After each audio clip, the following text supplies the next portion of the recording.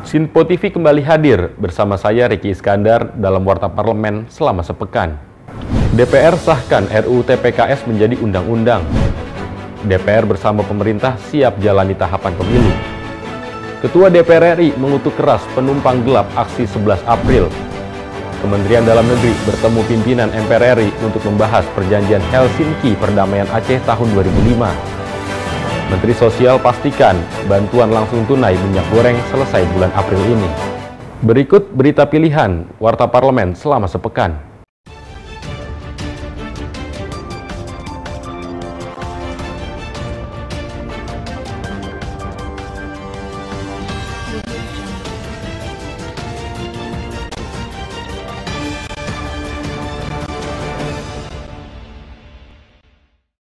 DPR RI menggelar rapat paripurna ke-20 masa persidangan 4 tahun sidang 2021-2022. Sidang ditutup langsung pimpinan DPR RI Puan Maharani. Berikut laporan langsung reporter Sinpo TV Andi Muhammad Rezaldi. DPR RI hari ini menggelar sidang paripurna ke-20 penutupan masa persidangan 4 tahun sidang 2021-2022. Sebelum nantinya DPR RI akan menjalankan masa resesnya. Dalam paripurna hari ini dipimpin langsung oleh Wakil Ketua DPR RI Sufmi Dasko Ahmad membuka jalannya persidangan pada hari ini. Rapat paripurna hari ini beragendakan pidato Ketua DPR RI Puan Maharani yang menyampaikan pencapaian kinerja DPR RI selama masa persidangan 4. Dalam pidatonya tadi, selain menyampaikan kinerja DPR RI, Puan juga sempat menyinggung soal kenaikan harga bahan pokok seperti minyak goreng, serta kenaikan harga bahan bakar minyak yang sampai hari ini masih menjadi persoalan dan masih difikirkan polemiknya oleh para anggota di parlemen. Berikut pidato lengkap Ketua DPR RI Puan Maharani dalam paripurna hari ini. Dalam pelaksanaan fungsi legislasi pada masa persidangan 4 ini, DPR RI melakukan pengambilan keputusan tingkat 2 terhadap rancangan undang-undang tentang tindak pidana kekerasan seksual menjadi undang-undang. Semangat pembentukan undang-undang TPKS selain memenuhi kebutuhan hukum nasional, juga untuk memberikan perlindungan bagi korban serta pemenuhan hak-hak korban secara tepat dan komprehensif. Kehadiran undang-undang ini agar menjadi pedoman bagi aparat dalam menghadapi dan menyelesaikan kasus-kasus kekerasan seksual. Undang-undang TPKS merupakan komitmen kita bersama agar tidak ada ruang bagi kekerasan seksual di negara Republik Indonesia.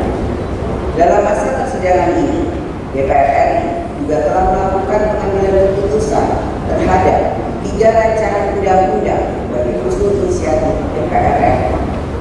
Selain itu, pada masa persidangan ini, DPR RI melalui komisi dan AKD terkait tengah melakukan pembahasan rancangan undang-undang yang berada pada tahap pembicaraan tingkat 1, di antaranya 1. RUU tentang perlindungan data pribadi, 2. RUU tentang penanggulangan bencana, 3. RUU tentang aparatur sipil negara. Tugas legislasi merupakan pekerjaan kolektif yang ditempuh melalui komitmen bersama pemerintah dan DPR RI. Oleh karena itu, kinerja legislasi harus menjadi perhatian bersama antara DPR RI dan pemerintah. DPR RI berkomitmen untuk selalu dapat menghasilkan produk legislasi yang memiliki landasan sosiologis yang kuat, memberikan manfaat bagi sebesar-besarnya untuk memajukan kesejahteraan rakyat, serta produk legislasi yang dapat mengatur percepatan mencapai kemajuan Indonesia. Sidang Dewan yang terhormat, dalam 1 bulan terakhir ini, DPR RI terus mencermati perkembangan geopolitik internasional serta perekonomian global dan domestik dalam upaya kita untuk mengendalikan gelombang 3 COVID-19 sejak awal Februari silam. Perkembangan global tersebut perlu segera diantisipasi, khususnya yang berdampak pada kenaikan harga barang kebutuhan rakyat serta kapasitas fiskal untuk dapat menjalankan pelayanan umum, perlindungan sosial, dan pembangunan nasional. Kita patut bersyukur melalui kerja bersama seluruh pihak, pengendalian gelombang ketiga pandemi COVID-19 dapat ditangani dengan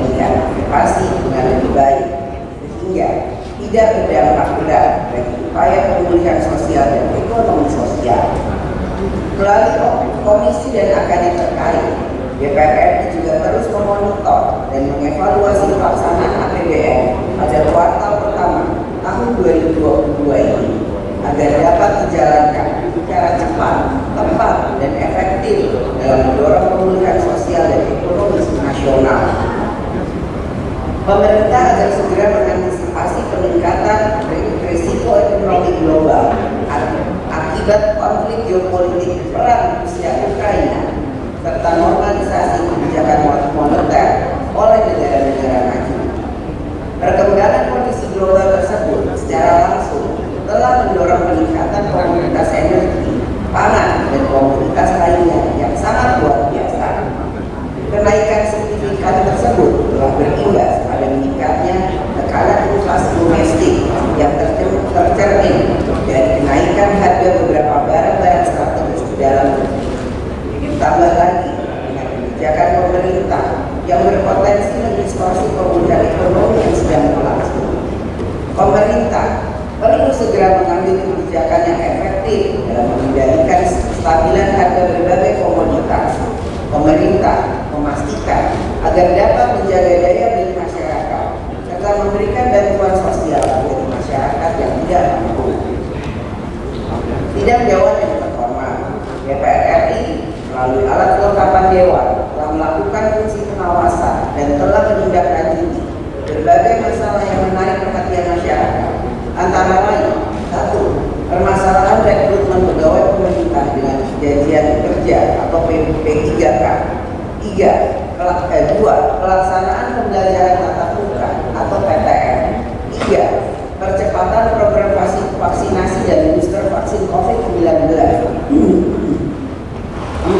Pengamanan dan pengawasan pasokan serta distribusi bahan pangan selama bulan Ramadan dan Idul Fitri. 5. Permasalahan kelangkaan dan lonjakan harga minyak goreng. 6. Permasalahan kenaikan harga bahan minyak bakar. Harga bahan bakar minyak. 7. Penerapan PPKM dan persiapan menghadapi arus mudik Lebaran. 8. Persiapan penyelenggaraan ibadah haji tahun 1443 Hijriah. 9. Permasalahan penipuan investasi ilegal. Fungsi pengawasan DPR RI diarahkan agar kebijakan dan program pemerintah dilaksanakan untuk dapat melindungi rakyat dan memajukan kesejahteraan rakyat. Pemerintah agar segera menindaklanjuti berbagai keputusan rapat kerja komisi dan alat kelengkapan dewan lainnya. Komitmen pemerintah dalam melaksanakan hal tersebut menunjukkan bahwa terdapat saling menghormati kewenangan antara lembaga eksekutif dan legislatif.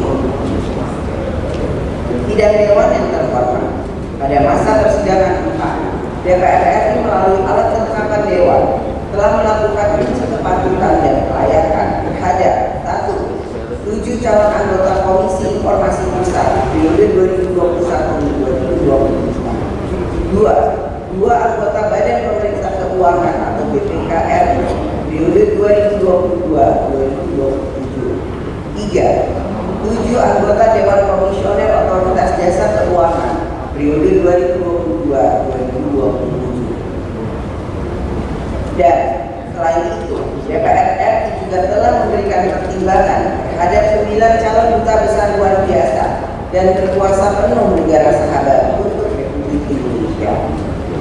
Pada masa sidang ini, Parlemen Indonesia telah sukses menyelenggarakan Sidang Interparliamentary Union atau IQ ke-144 di Nusa Dua Bali pada tanggal 21 sampai 24 Maret 2022 yang dihadiri oleh 121 negara anggota.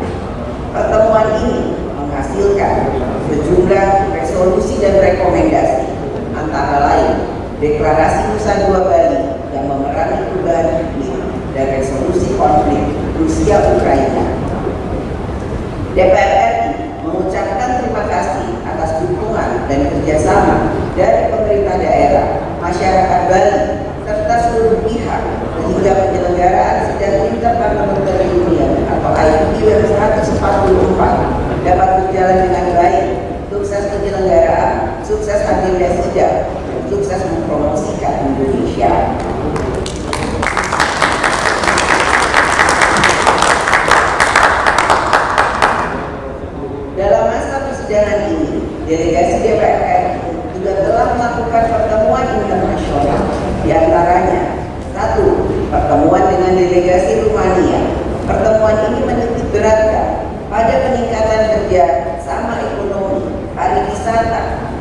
penjajaran kerjasama di bidang budaya dan pendidikan. 2. Pertemuan dengan delegasi PRU pada tanggal 31 Maret 2022. Pertemuan bilateral ini memberi harapan akan potensi kerjasama khususnya di bidang transisi energi, perubahan iklim, pariwisata, serta pemulihan ekonomi pasca pandemi melalui kerangka Indonesia Very Comprehensive Economic Partnership Agreement. Sidang Dewan yang terhormat, saya atas nama pimpinan DPR RI memberikan apresiasi atas kerja keras kita semua anggota DPR RI yang terus bekerja untuk mewujudkan harapan rakyat dan memastikan negara hadir dalam memajukan kesejahteraan rakyat. Pada kesempatan ini, saya mengumumkan kepada seluruh rakyat Indonesia mulai tanggal 15 April 2022 sampai dengan 16 Mei 2022, DPR RI memasuki masa reses masa persidangan 4 tahun sidang 2021-2022.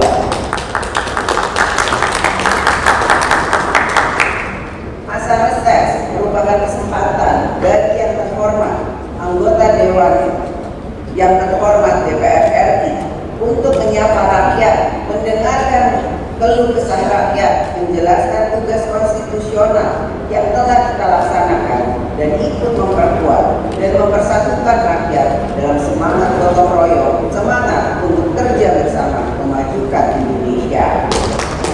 Demikian informasi yang bisa saya sampaikan dari Jakarta. Andi Rezaldi, Depananda melaporkan untuk Sinpo TV. DPR mengesahkan RUU TPKS menjadi undang-undang. Pengesahan dilakukan dalam paripurna ke-19 masa persidangan 4. Berikut laporan langsung reporter Sinpo TV, Sri Dewi Andayani. Ya pemirsa, rapat paripurna ke-19 masa persidangan ke-4 tahun sidang 2021-2022 telah dilaksanakan pada Selasa 12 April 2022.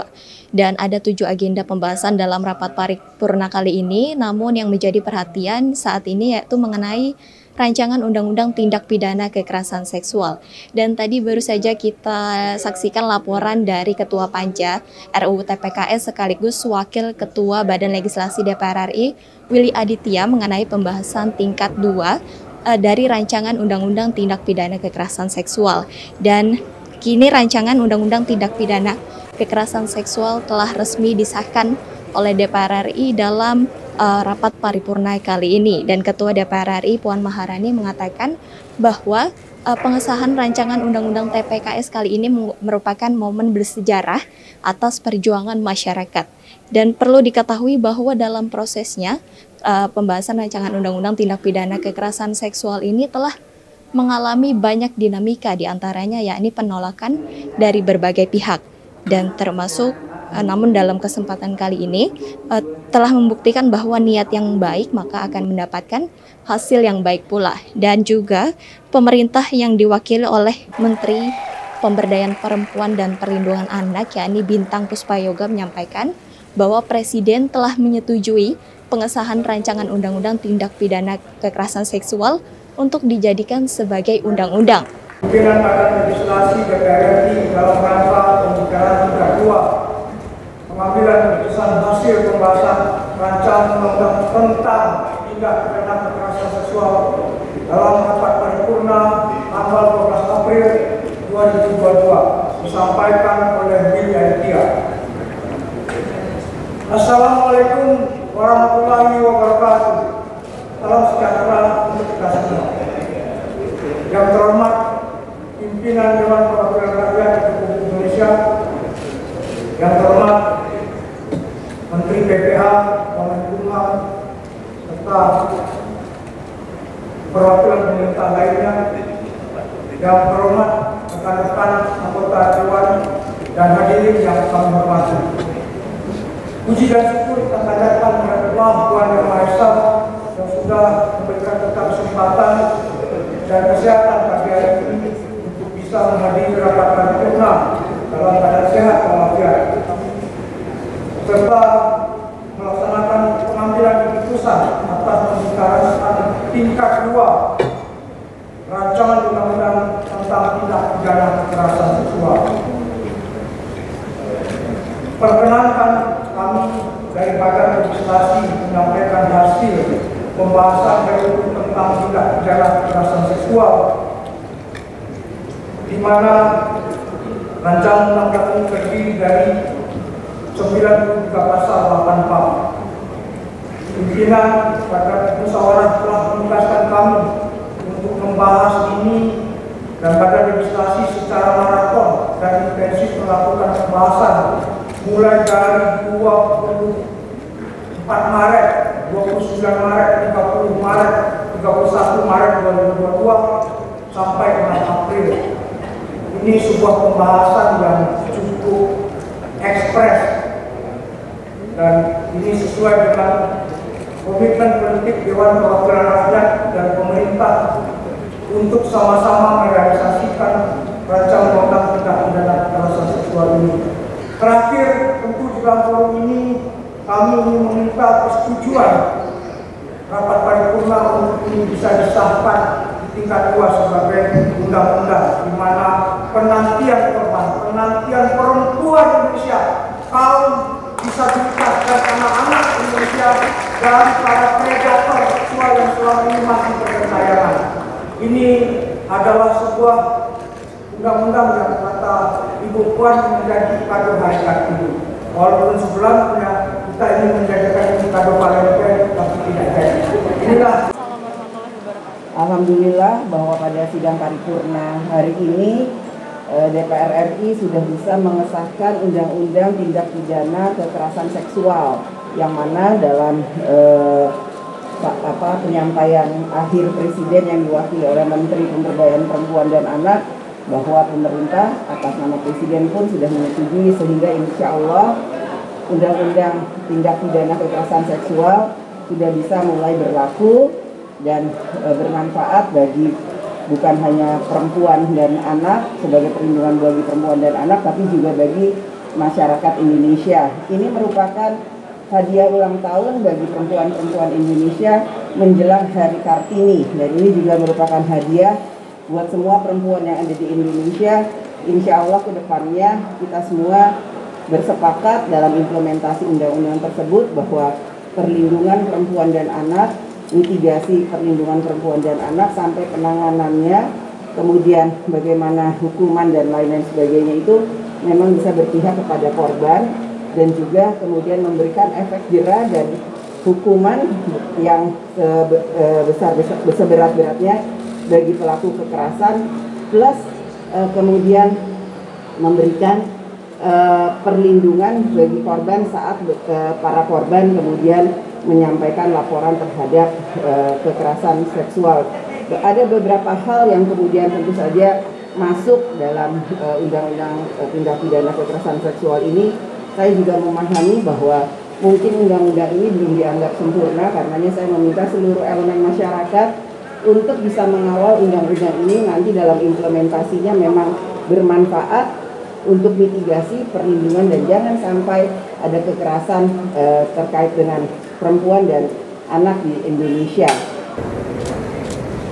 Pimpinan dan anggota Dewan Perwakilan Rakyat yang terhormat, hadirin dan sidang yang kami muliakan, berdasarkan hal tersebut di atas dan setelah mempertimbangkan secara sungguh-sungguh persetujuan fraksi-fraksi, izinkanlah kami mewakili Presiden dalam rapat paripurna yang terhormat ini dengan mengucapkan puji syukur kepada Tuhan Yang Maha Kuasa. Presiden menyatakan setuju rancangan undang-undang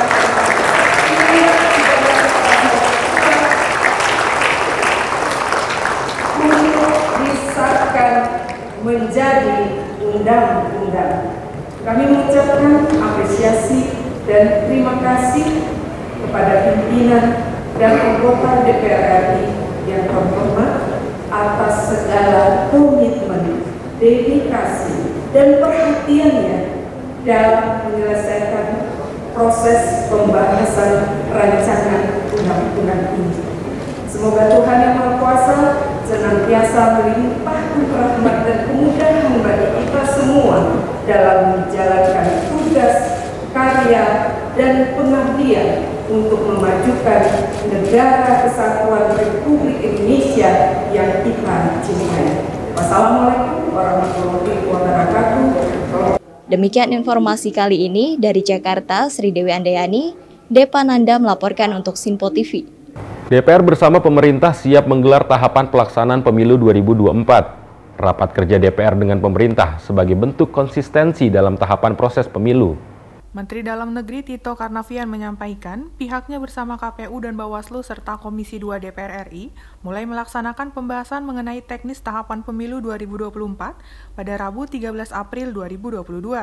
Menurut Tito, pembahasan ini merupakan bentuk konsistensi pemerintah dan akan dilakukan lebih mendetail sekaligus memfollow up hasil rapat di tanggal 24 Januari 2022 setelah adanya penetapan tanggal pemilu. Sesuai dengan agenda Sekretariat Jenderal DPR RI, Komisi 2 akan melaksanakan rapat kerja dan rapat dengar pendapat dengan Mendagri, Ketua KPU, Ketua Bawaslu, dan Ketua DKPP dalam rangka persiapan pemilu 2024. Nggak ada. Nggak, ini kan domainnya beda. Komisi 2 urusannya KPU. Ya, kita ingin memfollow up apa yang tadi kemarin sudah ada pelantikan.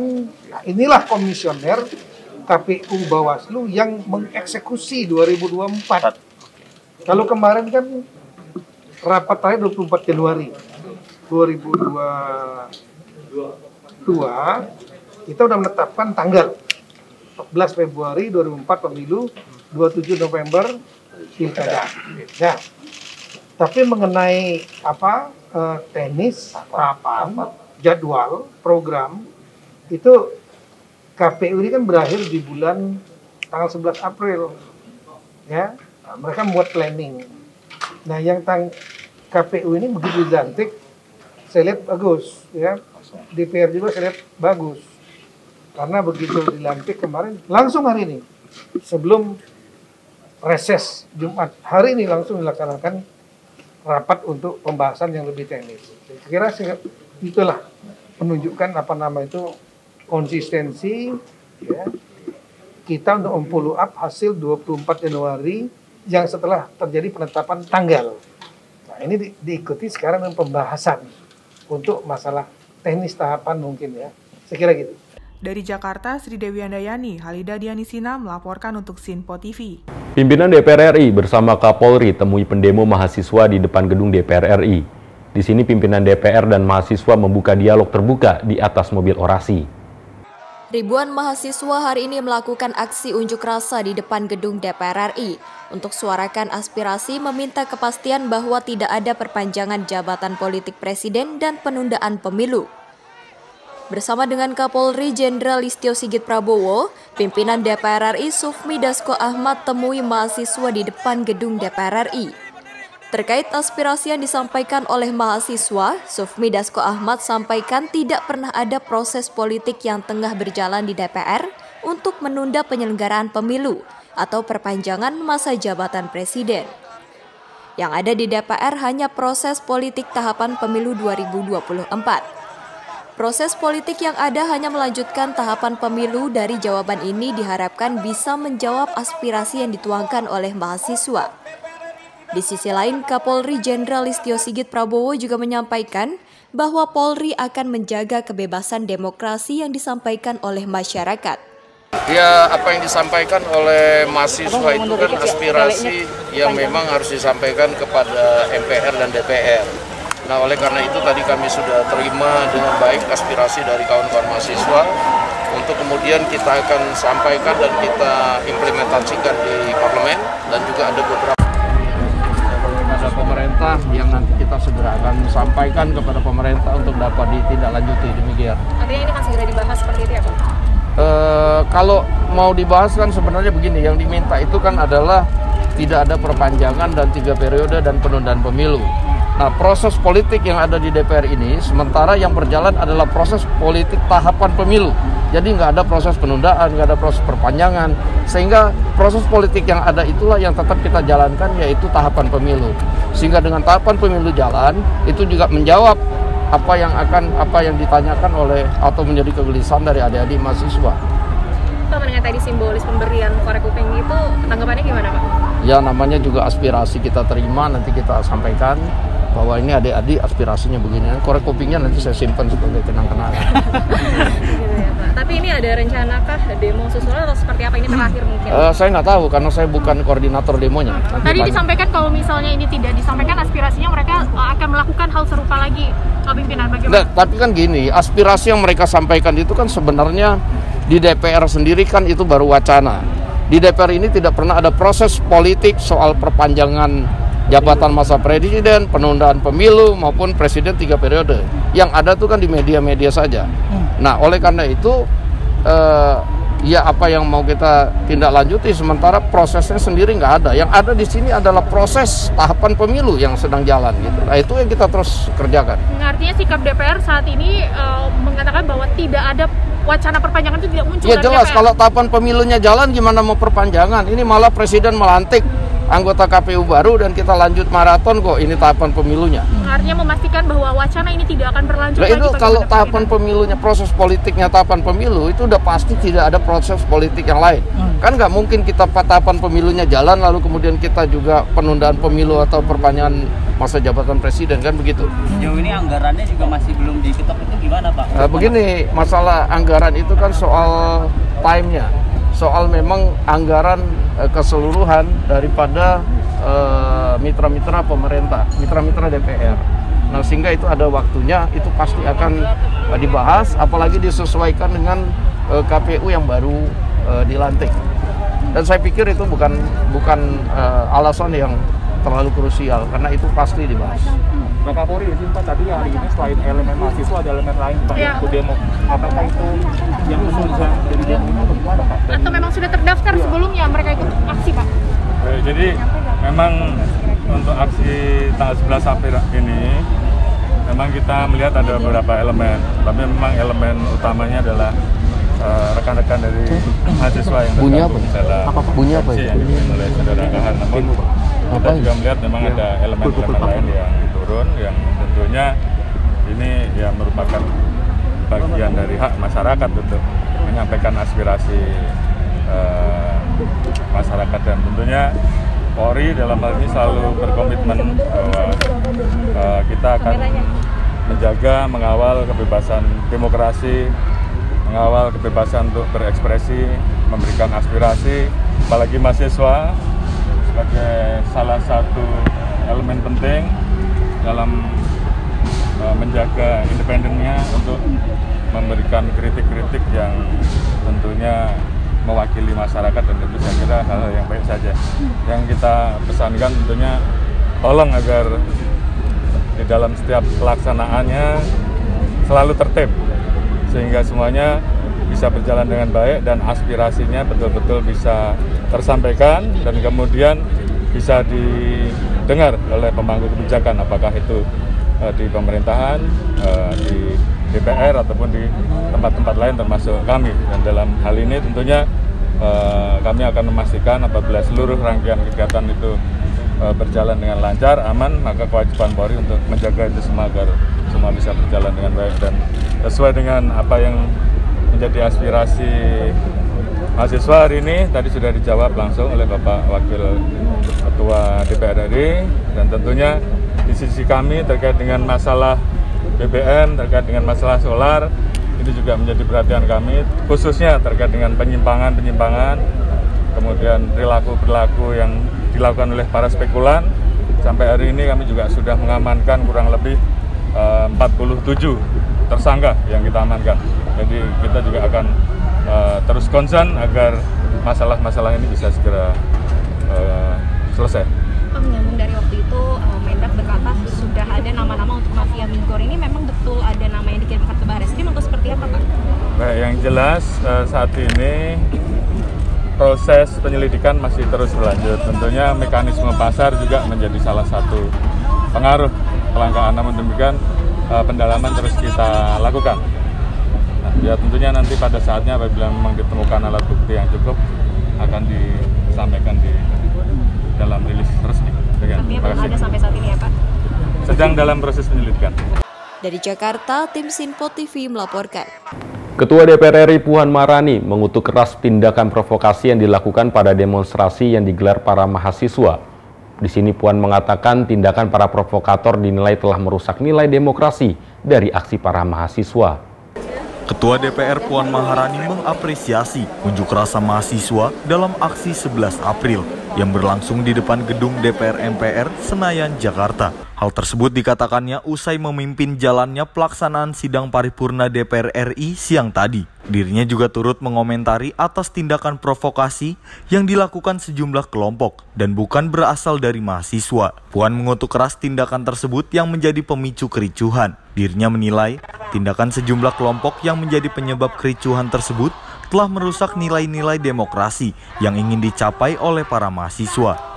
Kami mengapresiasi kemarin demo yang dilakukan oleh para mahasiswa secara damai, namun kami tentu saja mengutuk tindak-tindak kekerasan yang dilakukan oleh oknum-oknum yang kemudian memprovokasi sehingga terjadi tindak kekerasan dan kemudian hal-hal yang tidak diinginkan, mengganggu ketertiban umum dan lain sebagainya, sehingga merusak demokrasi yang memang yang ingin dicapai dalam menyampaikan aspirasi ke DPR untuk bisa sama-sama bergotong royong dalam membangun bangsa dan negara. Sebelumnya penyampaian aspirasi yang dilakukan para mahasiswa di depan gedung DPR kemarin awalnya berjalan tertib dan damai. Namun sangat disayangkan aksi penyampaian aspirasi tersebut pun telah dinodai oleh aksi para provokator yang menyebabkan kericuhan tak bisa dihindarkan. Korban pun berjatuhan baik dari pihak kepolisian, mahasiswa, bahkan publik figur Ade Armando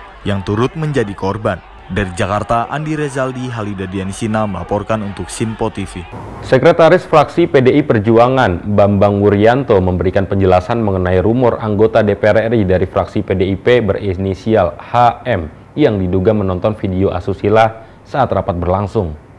Anggota DPR RI fraksi Partai PDI Perjuangan Bambang Wuryanto atau yang akrab disapa Bambang Pacul buka suara terkait dengan anggotanya berinisial HM yang tertangkap kamera sedang melihat video asusila saat rapat yang sedang berlangsung di Komisi 9 DPR RI. Bambang menjelaskan bahwa berita yang beredar sebenarnya tidak sesuai dengan apa yang terjadi di kenyataan.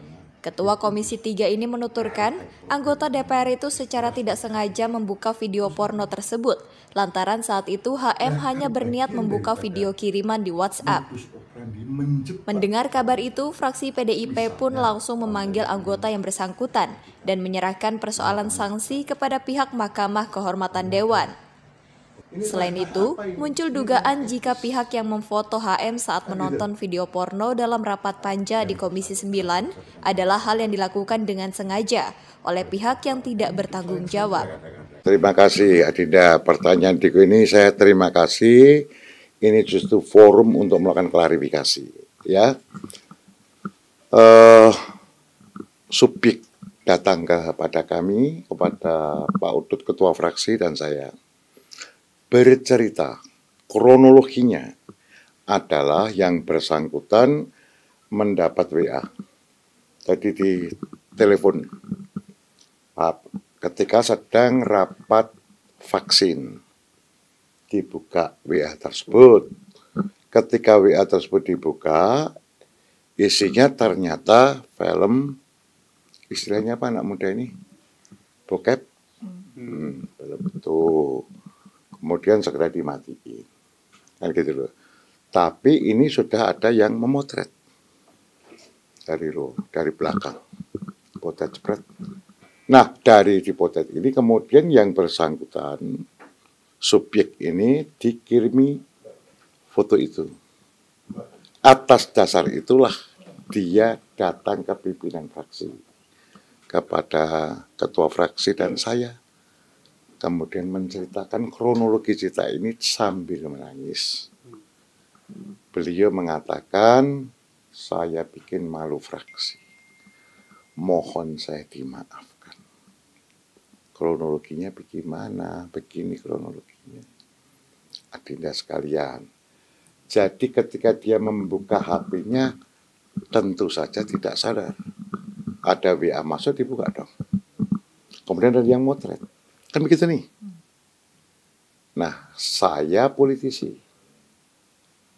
Politisi di Senayan ini, orang kalau di PPATK sana, itu disebut sebagai high profile. Tidak boleh melakukan kesalahan sedikit pun. Begitu salah, akan dibully. Itu high profile namanya, istilah PPATK. Itu istilah PPATK.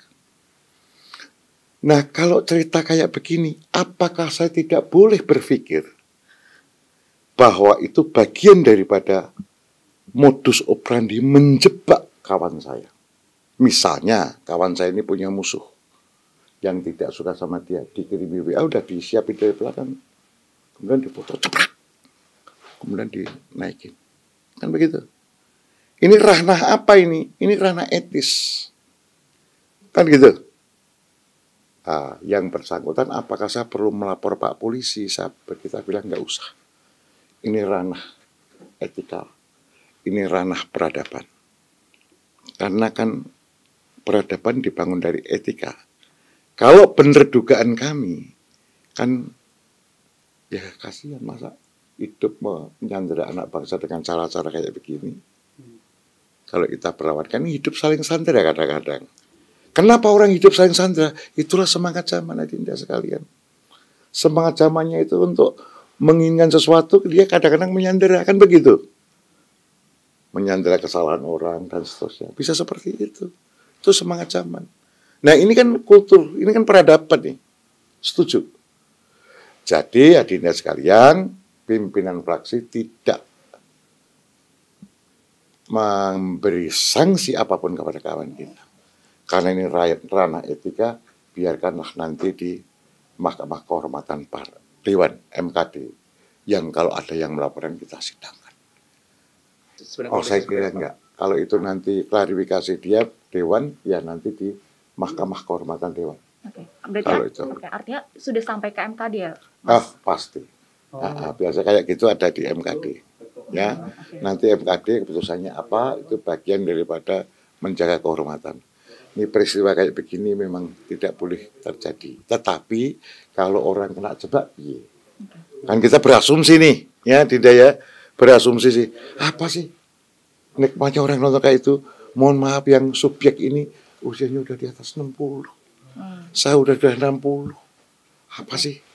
Nggak ada 1 menit. Nggak ada 1 menit tadi. Nanti bisa diklarifikasi. Dari mana sih sampai dilihat-lihat? Kemudian dimati. Tapi kalau fraksi sendiri nanti akan menerima apapun hasil dari MKD sendiri untuk... Oh tentu. MKD itu kan putusnya final. Ya toh, kita fraksi ini. Tetapi kalau dari fraksi ini yang enggak. Tidak ada sanksi apapun dari fraksi? Bagi fraksi enggak. Gitu loh. Dan nanti MKD kita lihat apa yang dilakukan di MKD. Oke. Clear ya? Clear. Okay. Mas Bambang. Sip. Dari Jakarta, Sri Dewi Andayani, Halida Dianisina melaporkan untuk Sinpo TV. RUU TPKS akhirnya disahkan DPR RI dalam rapat paripurna ke-19 masa persidangan 4 tahun 2021-2022. Para aktivis perempuan menyambut baik dan senang dengan disahkannya undang-undang yang selama ini diharapkan dapat melindungi kaum perempuan dan anak. DPR RI akhirnya mengesahkan rancangan undang-undang tindak pidana kekerasan seksual menjadi undang-undang. Para aktivis perempuan yang hadir di gedung parlemen menyambut dengan senang dan bahagia atas disahkannya RUU tersebut menjadi undang-undang. Euforia dirasakan tidak hanya di dalam ruang rapat paripurna, tetapi juga dirasakan saat Menteri Pemberdayaan Perempuan dan Perlindungan Anak, Bintang Puspayoga, selesai mengikuti rapat paripurna. Dirinya disambut oleh para aktivis perempuan yang sangat mengapresiasi kinerjanya sebagai menteri yang memperjuangkan RUU tersebut untuk disahkan. Saat ditemui wartawan, Menteri PPPA Bintang Puspayoga mengungkapkan bahwa dirinya senang dan bahagia atas disahkannya RUU TPKS menjadi undang-undang oleh DPR RI. Dirinya berharap undang-undang TPKS dapat menjadi peraturan yang implementatif ke depannya. Bintang juga menjelaskan bahwa langkah berikutnya yang akan dilakukan pemerintah, yakni melakukan sosialisasi kepada masyarakat seluruh Indonesia. Tentunya kita menyampaikan apresiasi ya, ini luar biasa sinergi kolaborasi yang kita lakukan baik dari pemerintah, demikian juga komitmen yang luar biasa dari DPR RI dan tentunya pendampingan dari teman-teman masyarakat sipil, akhirnya penantian yang sangat amat panjang hari ini bisa kita sahkan. Tentu kami sering sampaikan bagaimana rancangan undang-undang ini nantinya menjadi undang-undang yang implementatif. Ketika kita bicara implementatif, bagaimana kita ke depannya ini adalah mengatur dalam peraturan pelaksanaan, baik itu melalui peraturan presiden maupun dengan PP. Nah nanti setelah ini disahkan PR kami dari pemerintah, tentu langkah-langkah yang akan kita lakukan adalah sosialisasi dan koordinasi dengan lintas kementerian, lembaga, demikian juga pemerintah daerah agar rancangan undang-undang ini betul-betul implementatif untuk kepentingan yang terbaik kepada korban. Hal senada juga diungkapkan oleh Ketua Komnas Perempuan Andi Yentriani. Dirinya mengapresiasi langkah DPR yang mengesahkan Undang-Undang Tindak Pidana Kekerasan Seksual yang sangat dibutuhkan untuk melindungi kaum perempuan dan anak. Dirinya mengatakan kepada pemerintah untuk memastikan Undang-Undang TPKS dapat diimplementasikan dengan baik. Andi mengatakan pemerintah harus dapat melakukan pengawasan serta mensosialisasikan dengan baik kepada masyarakat. Apresiasi bahwa akhirnya kita memiliki sebuah payung hukum yang baik yang bisa memberikan terobosan dalam proses penanganan terutama bagi perempuan korban kekerasan seksual, karena kita tahu memang yang lebih banyak menjadi korban adalah perempuan dan anak. Nah, kita seperti disampaikan Ibu Bintang, Ibu Menteri, kita masih punya PR untuk memastikan bersama bahwa undang-undang ini bisa diimplementasikan dengan baik. Salah satu hal yang harus segera kita antisipasi adalah lonjakan pengaduan kasus, karena pasti korban merasa jauh lebih dikuatkan dengan hadirnya undang-undang ini. Dan upaya dari masyarakat untuk turut serta dalam pencegahan dan pengawasannya akan menjadi kunci. Dari Jakarta, Andi Rezaldi, Halida Dianisina melaporkan untuk Sinpo TV. Perjanjian perdamaian Helsinki tahun 2005 di Aceh belum selesai. MPR mengkonsolidasi dengan Kemendagri untuk tindak lanjut tuntaskan perjanjian itu. Saat ini, Provinsi Aceh menjadi salah satu provinsi termiskin di Indonesia. Pasalnya, Aceh merupakan daerah otonomi khusus, mendapatkan anggaran 2 kali lipat dari negara, tetapi rakyatnya masih banyak yang miskin. Untuk membahas masalah ini, Mendagri bersama pimpinan MPR menggelar pertemuan untuk membahas pembangunan Provinsi Aceh yang berkelanjutan. Faktanya, usai perdamaian yang terjadi pada tahun 2004, masih ada janji yang belum dikabulkan oleh pemerintah terhadap rakyat Aceh. Dalam pertemuan ini, Mendagri bersama MPR tengah berkoordinasi untuk bisa memberikan perhatian bagi pembangunan di Aceh dan mensejahterakan rakyat Aceh. Pimpinan MPR Ahmad Muzani juga mengatakan, salah satu perjanjian damai yang belum dikabulkan oleh pemerintah adalah bagi-bagi lahan dari kepada mantan kombatan. Meski terdengar gila, tetapi itulah yang menjadi perjanjian damai di Aceh tahun 2004 lalu dengan pemerintah Indonesia.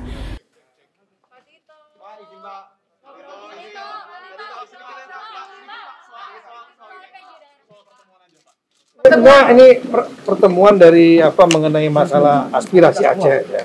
Bagaimana pembangunan Aceh, ya, bagaimana pasca perdamaian Aceh, yang intinya kita ingin agar situasi kondusif Aceh itu situasi kondusif, ya, dan kemudian pembangunan Aceh bisa dipercepat, gitu. Kita tahu bahwa nanti ada undang-undang otonomi khusus Aceh itu, undang-undang PA pemerintah Aceh itu kan ada perubahan anggarannya misalnya, bagaimana untuk efektivitas anggarannya.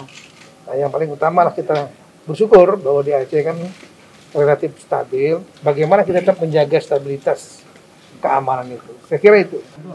Tadi kami dengan Pak Menteri Dalam Negeri diskusi tentang beberapa persoalan Aceh.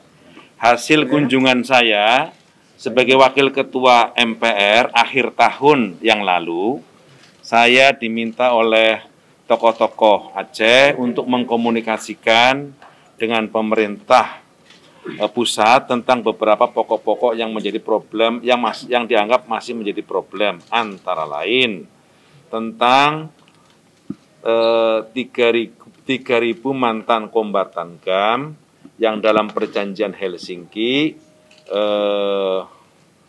akan mendapatkan tanah 2 hektar per mantan kombatan kali 3.000. Itu yang kami komunikasikan. Yang kedua tentang bentuk pemerintahan provinsi yang beberapa hal itu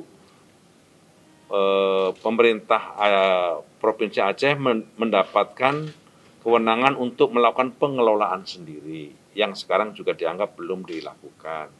Yang ketiga tentang dimungkinkannya bendera Aceh yang bisa dikibarkan bersamaan di bawah bendera merah putih. Itulah hal-hal yang ditandatangani dalam perjanjian Helsinki tahun 2004 yang menjadi akhir dari konflik Aceh. Itu yang dititipkan kepada saya di akhir tahun kemarin pada saat saya berkunjung ke Aceh. Dan kemudian saya mencoba mengkomunikasikan persoalan ini kepada sejumlah menteri yang terkait.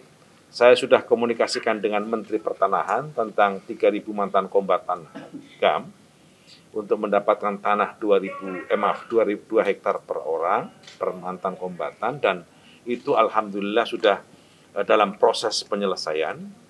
Yang kedua, saya tadi komunikasi dengan Menteri Dalam Negeri tentang beberapa hal, soal bendera, soal pemerintahan Aceh, dan tentang bagaimana pembangunan di Aceh bisa lebih bergeliat lagi sehingga pertumbuhan dan perekonomian Aceh lebih baik lagi dari yang sekarang. Kira-kira itu diskusi kami dengan beliau. Kalau pengibaran bendera itu gimana tanggapannya dari PDS? Dalam proses itu artinya karena ada kanun yang juga kemudian kanun itu juga ternyata telah dibatalkan oleh Kementerian Dalam Negeri tahun 2016. Ini semua akan kita bicarakan supaya perdamaian itu adalah perdamaian yang abadi. Dari Jakarta, Sri Dewi Andayani, Halida Dianisina melaporkan untuk Simpo TV. Hadiri rapat kerja dengan Komisi 8 DPR RI, Kementerian Sosial pastikan bantuan langsung tunai minyak goreng akan selesai pada bulan April ini. Menteri Sosial Tri Risma hari ini menargetkan penyaluran BLT minyak goreng telah didistribusikan seluruhnya ke 20,56 juta penerima BLT seminggu sebelum Lebaran Idul Fitri tahun ini dilaksanakan. Risma memastikan pendistribusian BLT minyak goreng akan dilakukan dengan tepat sasaran dan disesuaikan berdasarkan data yang sudah ada. Sebelumnya, program BLT minyak goreng ini merupakan wujud kepedulian pemerintah kepada masyarakat yang tengah terdampak kenaikan harga bahan pokok. Selain itu, kenaikan harga tersebut juga terjadi akibat dampak dari kondisi ekonomi dunia yang tidak stabil. Ini udah kita bagi, jadi kita top up, kan mereka penerimanya sekitar 20.600.050 sekian. Nah, itu nanti kita top up, dia nerima bantuan kan, yang PKH ya PKH, nanti di top up 100.000 kali 3 bulan, 300.000. Di bulan April ini harus selesai sebelum Mei. Mei akan terima bansos reguler seperti biasanya. Seperti itu. Udah disalurkan berapa? Udah. Berapa persen? Berapa persen? Proses. Ya, aku nggak tahu persis anunya, tapi udah proses. Insya Allah ya. Iya, seminggu sebelum Lebaran. Jadi ada beberapa case seperti contohnya misalkan di Papua. Terpaksa kita gunakan ada kepala suku untuk bersama-sama bagi. Ada gereja, ada bahkan kita naik nyarter pesawat khusus gitu. Ada yang kayak gitu. Dari Jakarta, Sri Dewi Andayani, Halida Dianisina melaporkan untuk Simpo TV. Pemerintah siapkan rencana strategis pemberangkatan haji tahun 2022. Di antaranya biaya haji di bawah 40 juta dan kuota haji mencapai angka maksimal. Pimpinan Komisi 8 DPR RI Aceh Hasan Saidzili jelaskan, pemerintah Arab Saudi hingga saat ini belum menentukan kuota haji untuk setiap negara, termasuk Indonesia. Dirinya menjelaskan, saat ini pemerintah memperkirakan kuota haji untuk Indonesia sekitar 48% atau 101.600 orang untuk pemberangkatan haji tahun 2022. Lebih lanjut, dirinya menjelaskan, saat ini Komisi 8 dan pemerintah sedang membahas tentang biaya haji. Dirinya juga menambahkan, dalam waktu dekat besaran biaya haji tahun 2022 akan ditetapkan oleh pemerintah. Pertama, memang secara pasti dari pemerintah Arab Saudi belum menentukan kuota untuk setiap negara ya. Namun memang kemarin secara resmi pemerintah Arab Saudi menetapkan 850.000 untuk seluruh negara, dan kita perkirakan bagi Indonesia itu dari total kuota yang diberikan kepada kita sekitar 48% kuota untuk Indonesia, dan kita perkirakan itu sekitar 101.600. Itu perkiraan yang disepakati semalam antara kita dengan Kementerian Agama. Nah, karena itu memang kami Panja BPIH Komisi 8 DPR RI dan pemerintah akan segera memutuskan besaran biaya haji tahun ini, karena menyangkut persiapan yang harus dilakukan jauh-jauh hari. Karena seharusnya pada bulan Juni keberangkatan sudah mulai dilakukan dari Indonesia ke Tanah Suci, ke Arab Saudi.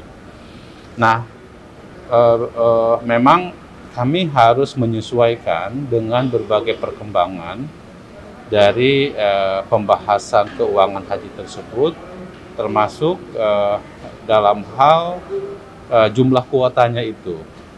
Ya, kami menargetkan bahwa malam ini sebelum masa sidang DPR RI ditutup sudah ada pengumuman terkait dengan berapa biaya haji yang akan dibebankan kepada calon jemaah haji tahun ini ya. Hal senada disampaikan oleh Ketua Komisi 8 DPR RI Yandri Susanto. Dirinya menjelaskan saat ini pemerintah sedang menyusun rencana strategis untuk haji tahun ini. Beliau menegaskan bahwa tidak ada pembebanan biaya yang baru untuk para calon jemaah haji tahun ini. Lebih lanjut, Yandri menyampaikan bahwa pemerintah menganggarkan 84 miliar rupiah untuk tes PCR sebelum jemaah haji berangkat. Walaupun belum ada secara resmi, tapi secara informal berdasarkan diskusi, termasuk kami 2 kali ke sana, insya Allah kita itu akan mendapatkan hampir 50% dari kota awal. Jadi kalau kota awal tahun 2020 itu 210.000, kita sekitar 48% atau 50%. Jadi sekitar 104.000 atau 106.000, itu kira-kira lebih kurang seperti itu. Maka kami tadi malam rapat panja sampai jam 1 malam, itu acuannya ke 106.000 dengan waktu tinggal di Madinah dan Mekah totalnya 40 hari, termasuk dengan penerbangan juga sudah clear. Nah, maka nanti malam kami akan melakukan rapat kerja dengan Menteri Agama untuk membangun kesepakatan antara pemerintah dan DPR tentang keputusan strategis tentang haji tahun ini. Pak, untuk biayanya bagaimana Pak? Apakah ada perubahan? Biaya begini, kalau biaya haji saya sudah sampaikan kemarin, tidak boleh ada pembebanan baru kepada calon jemaah haji Rp1 pun. Ini tidak boleh, prinsip ya. Berapa nanti yang akan diputuskan, tentu kita sudah minta kepada BPKH untuk memaksimalkan dari dana hasil kelola keuangan haji. Jadi kalau misalkan nanti diputuskan kurang dari 40, di atas 35, karena jemaah haji sudah membayar 25 juta per 10 juta. Sudah lunas ya. Artinya cukup 35 juta itu yang mereka bayar selama ini. Kita nggak mau lagi memberikan beban kepada calon jemaah haji, misalkan harus nambah 1 juta lagi dari kantongnya ya kan, harus jual kambing lagi untuk nambah 2 juta, harus jual ayam lagi atau nyewa mengeluarkan tabungan. Kita nggak mau, karena mereka sudah lama menunggu, apalagi di tengah pandemi. Termasuk satu lagi, kewajiban PCR 72 jam sebelum berangkat itu kita bebankan kepada APBN. Sekitar 84 miliar itu tidak kita bebankan kepada jamaah, kita bebankan kepada pemerintah, kepada APBN. Itu bagian dari cara kita untuk meringankan beban para calon jamaah. Dari Jakarta, Sri Dewi Andayani, Galuh Anggara melaporkan untuk Sinpo TV. Demikian Warta Parlemen kali ini. Tetap saksikan berita terkini di Sinpo TV, Sinpo ID, dan media sosial Sinpo lainnya. Saya Ricky Iskandar dan kru yang bertugas pamit undur diri. Selamat berakhir pekan dan sampai jumpa.